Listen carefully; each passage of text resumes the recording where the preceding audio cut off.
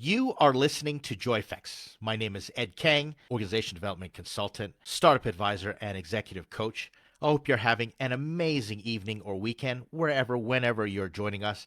I just appreciate the time that you're spending here. I want to talk about the 5 stages of secret grief. You might have heard of this as the 5 stages of grief. Well, I believe that every CEO, startup founder, entrepreneur, business leader goes through these stages of grief secretly, and we need to talk about it. I'm going to be sharing from my personal experience, something that I've recently gone through, and I think it's going to be helpful. I think everybody needs to hear this, especially if you want to have a career of success and fulfillment and longevity. You're in for a treat. Before I continue, first episode, I'm super excited. At the same time, feeling a little trepidation. I'm nervous. I've literally recorded this dozens of times just trying to get it right.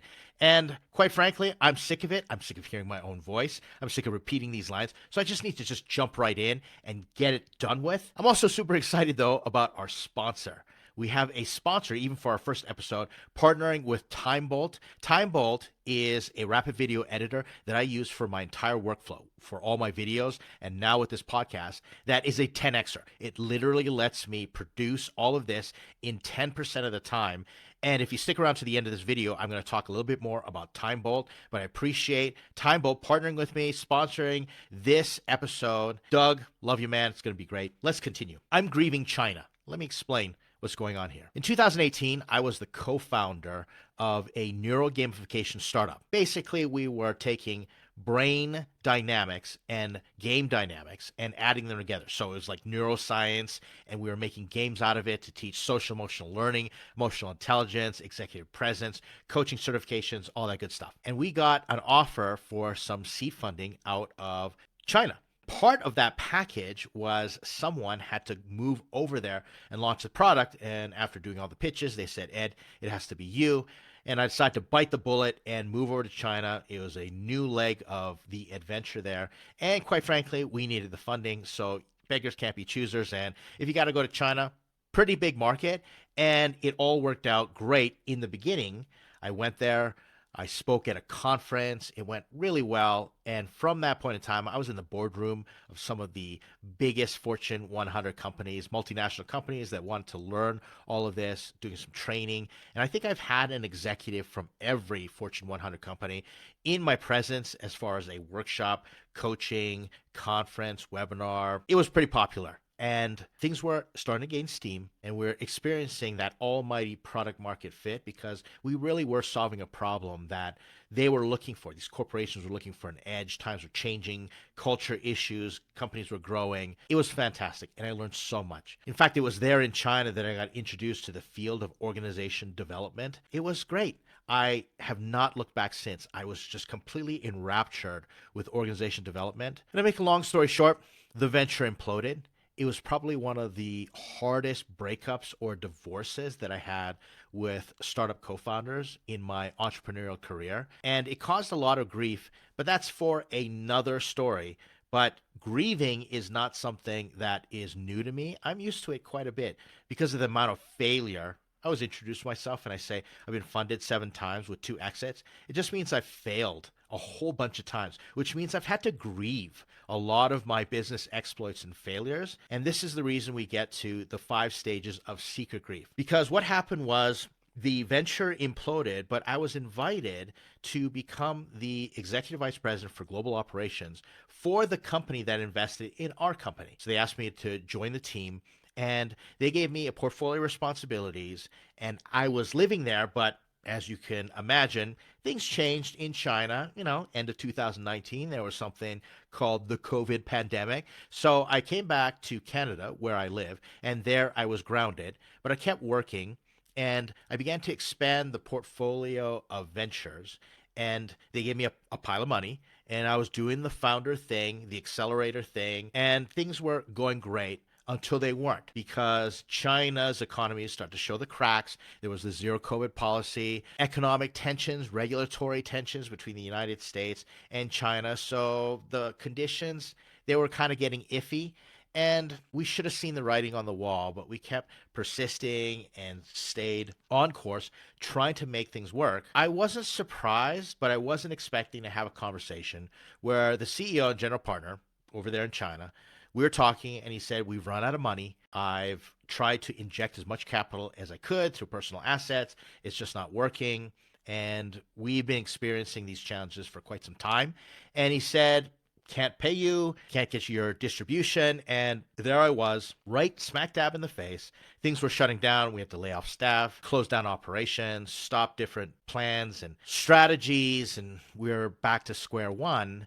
And I remember the CEO telling me, he said, "Ed, you seem to really be taking this well." And I said, "Well, I have had a whole bunch of months to emotionally prepare for it because I think we've seen it coming. Like, this is not a shock to us that we'd be in this situation. We were just trying to do everything we can, as good founders should, to try and make things work." Then something interesting happened to me as I moved on from that conversation. And it was a positive conversation, actually turned into some executive coaching, and we are just reminiscing and commiserating upon all the things that we'd gone through because I'm very close with my partner there in China. I began experiencing this sadness, and it came in different forms, but one of the main alarming signs was the fact that I just didn't have an appetite. I stopped eating. Now, if you know me, you might see me if you're watching this on video, I'm someone who likes to eat. I enjoy eating, especially junk food. I eat my feelings all the time. It's something I'm working on, emotional eating. But even then, I lost my appetite and I stayed in my room.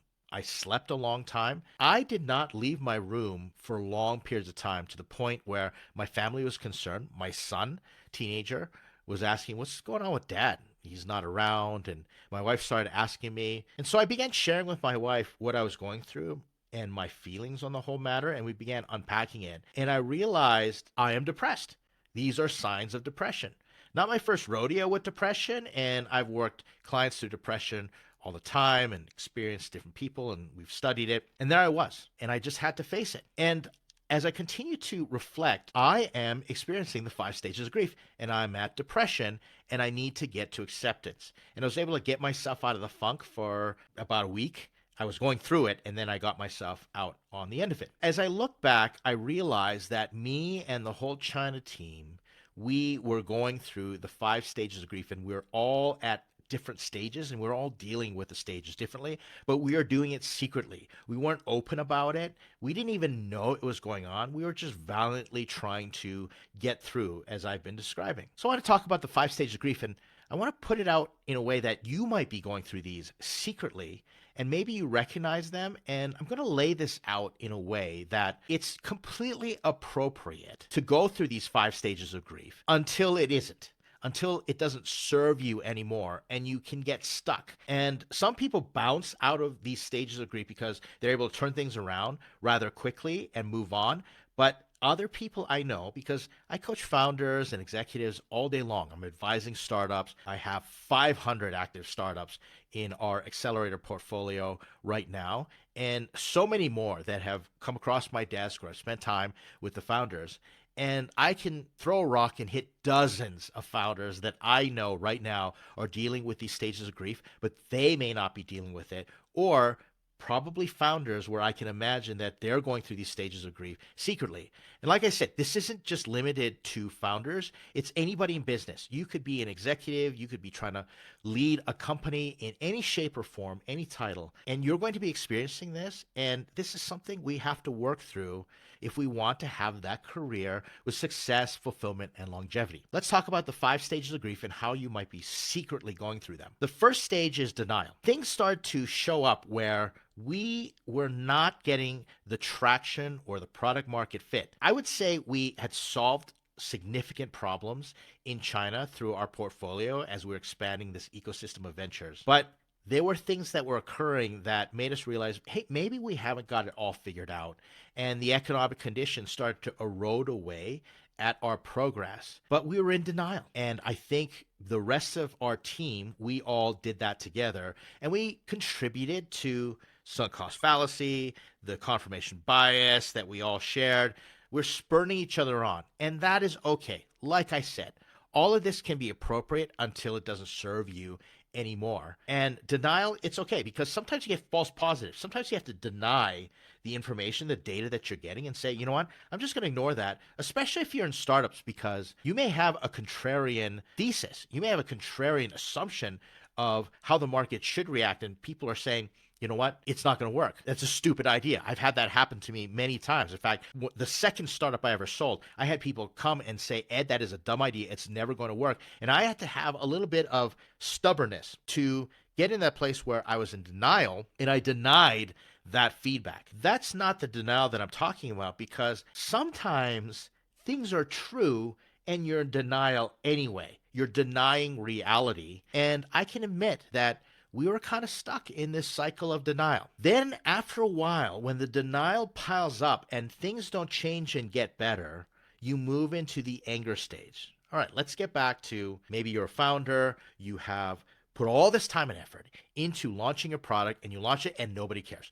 Nobody downloads the app. Nobody signs up for your SaaS. The people who said, yeah, talk to us, would be interested, they shut the door, they ghost you, etc. So you might be in denial mode because the reality is you just might not have created the best product, or you're solving the problem. Maybe you're a solution looking for a problem, all these typical things. So I'm going through little bits and pieces of that, and there were cracks showing. But then I started to get angry, and my anger came in the form of resentment. I began to resent my partners. I particularly began to resent the limited partners, the ones who invested and were providing the funding. I remember listening to some feedback and hearing some comments that they had made about me and their expectations. And wow, Ed spent a lot of money, and how come he's doing this and how come he's not doing that? I got angry and I got resentful. And that's a sign that everything has piled up and that denial is no longer deniable. Those signs, that information, it's no longer noise, it's signal that you have to be paying attention to. When you get stuck in that anger, and maybe there's a bit of blame, you start blaming other things, and they should have done this, and why couldn't they have done that? I had it all, and I was experiencing it through resentment of the situation that I was in, all the long hours. I can't believe they would say this. I broke my back for this company, this group of companies, and all these ventures. I could be doing other things, the cost of opportunity, yada, yada, yada, you name it. The anger was there. It was real. It was palpable. And then you get into bargaining. So now you're moving on from the anger, and you're channeling that anger into this bargaining. And for us, it looked like negotiating, trying to get a deal done. We're deal making. We're looking for that one deal, that one home run, that one investor that would come in, or that client that would shoot us out there and solve all our problems. And I remember doing pitch decks and business proposals and doing presentations, and we were bargaining. We're also bargaining with ourselves. We're talking about how we're going to deal with it, and you bargain with your staff, and you're going through that negotiation. You're making those deals because you're creative as a business leader. I'm creative. I can bargain, but at a certain point in time, that becomes spinning. You start spinning the story, and you try and paint something as rosy, sunny, sunshine and puppies, rainbows, pot of gold at the end if we just make it. And you're bargaining and you're trying to get people to hang on. And it's this desperate attempt. Don't leave, it just kept happening, especially with customers. We began bargaining with them. And then once the bargaining doesn't work, you get into this place of hopeless despair, and depression starts to happen. So it hits you right in the face. I'm not going to pick up a paycheck. I am now without my income that I was expecting. My family depends on me. All the deals I've tried to make, I haven't gotten out of it. The depression is this sadness. Sadness is your brain saying, I've lost something. And when you stay in sadness, under the weight of sadness, it depresses you. It presses you down in that sadness, and you get more and more depressed. Presses down until you become inert and you become frozen, and you want to sleep all day and you don't want to eat and all that good stuff. That's reality. And the quicker I learned to face the reality and recognize the signs, the faster I can move towards acceptance, which usually takes a process of making an inventory and reflecting upon the denial, anger, bargaining, and all the things that you've lost, and just facing up to it. That's what I had to do, reflection. Thankfully, I've had tremendous support in the past little while. People who have been so empathetic. I'm surrounded by individuals in my network that I practice JoyFX with. And you're going to learn a lot about JoyFX as we talk and we go through these episodes. Right now, just talking about this topic is practicing JoyFX, which is when you are glad to be with someone or a group of people in strength, but especially weakness. So that was my wife. She's the one that I go to when I want to celebrate something, a strength, and I say, wow, I am the best. I'm strong. It's amazing. This is why people love me. I get a little braggadocious, a little bombastic. There's some bravado that starts to occur, and she just kind of rolls her eyes. But she knows that I'm celebrating. She celebrates with me, and we genuinely celebrate the victories. But then I can go to her, and I can put my head in her lap, and I can say, I suck. Our family's going to go bankrupt. I'm a terrible leader. I'm a terrible business person. All that stuff, and I can just gnash my teeth and moan. And she doesn't try to fix me. She just strokes my hair and say, there, it's going to be okay. I can appreciate that. I'm glad that I'm with her in that place of weakness. And that helps me regulate and get through on the other side where I can accept. And I know I've got the support and they're not trying to control me, get into my grill, micromanage me. They trust me and I can lean on people in my life for that emotional capacity. But not everybody has that. I haven't had that in the past. And so when I've gone through these stages of grief, I get stuck in the depression and I can't get myself out. And if we could do this to ourselves, if we could just give ourselves therapy, nobody would have any problems. You'd all be successful. We'd all be billionaires. In fact, being a billionaire just wouldn't be anything special anymore because everybody would be doing it. The problem is we can't just do this to ourselves. We need other people to help us. That's what JoyFX is all about. But I digress. We're going to get more into JoyFX as we continue to explore and unpack. Let's get back to these secret stages of grief. And if we're not open and upfront, we can get ourselves stuck in that depression, not get to acceptance. And so I got to that place of acceptance. How do we do this? Well, I've said before, you take an inventory. But one of the things that I've learned and I've realized, and this is my advice to you, if you find yourself reacting, reflecting, or resonating with the things that I've said, is that pivoting in life is persevering. And there's no shame in that. You can pivot in life and that's okay because you aren't your LinkedIn profile. You are not your LinkedIn job description or status. You are not those things. You are not your professional self. You are a human being, not a human doing. And I have learned that I can pivot in life. And sometimes that means going from an entrepreneurial venture to just getting a job and working for somebody. That's a major pivot. But through that, I've learned to persevere. I've learned the resilience. I've learned the grit. And I've learned when to make decisions appropriately that serve me and my family the best. And there's no shame in making those decisions whatsoever. In fact, it's the shame that we are trying to avoid, that we don't want to deal with because we don't have the structures. We don't have the integrity to ourselves to say, we need to just get through this. Shame is part of the package. When my kids struggle and they are struggling trying to accomplish something, and we have this whole Angela Duckworth, if you know her, she's all about grit, and she has this great TED Talk about grit. And she has this one hard thing rule in her family where everybody has to be working on one hard thing. And I've learned just by studying her work that I get my kids to commit to a hard thing, and then when they are struggling with it or they failed at it, I say, those emotions, that hopelessness, that anger, that fear, and that shame that you're dealing with, that's totally normal. That's part of the package of you learning and growing and maturing and learning to do hard things. Well, it's the same thing when you're in business. In the business of life and the life of business, there's no shame in going through hard things. In fact, you really need a whole bunch of self-compassion, and you can do more with self-compassion to say, it's okay, it's a hard thing. There's no shame in that. But if you can't deal with shame and you're avoiding shame, which is a completely natural thing, I can't say it over and over again, you will be dysregulated and that shame will overwhelm you and start to leak out into the rest of your life. And that's the last thing that I want to happen, is my own sense of shame coming out and it triggering me and me acting out of character and not being present as the husband and the father and as the leader, the advisor, consultant, coach, you name it. I don't want that to affect other people. So I've learned to pivot in my life. And maybe that's shutting down the venture and starting a new one, as most serial entrepreneurs will do. Or maybe that's just resigning and moving on, or saying, I've done everything that I can, and pivoting in life. That is okay. There's no shame in that. You are not a bad person. You are a normal person, because we all struggle with these stages of grief. It's just a matter of how secretly are you going to go through that, and are you going to deal with it appropriately where it leads to that resilience, that grit, Or will it be inappropriate where it begins to affect you and you get stuck and you can no longer regulate that grief? That's my advice to you. And I hope that through me being transparent, that anybody listening to this, you give yourself permission to look at this straight on and say, hey, maybe I am secretly grieving, and maybe it shouldn't be such a secret anymore. I hope you tune in to the next episode and you find value in these types of talks. Please do the social media thing. You can find me as EdKang99 on the socials. Share. I'd love to know your feedback so I can make this better and better. We're going to go through an iterative process, and we're just going to try and incrementally improve this every single episode. In the meantime, as I said, I want to show you TimeBolt. TimeBolt is a video editor, a rapid video editor that I use to create all my content. It's a 10xer, allows me to do so many things in 10% of the time. Allows you to automatically remove silence, speed up scenes, and rapidly cut commentary in video and podcasts. Like I said, you can visit timebolt.com for 20% off. Use the code EDKANG99 at timebolt.com. That's TIMEBOLT.com.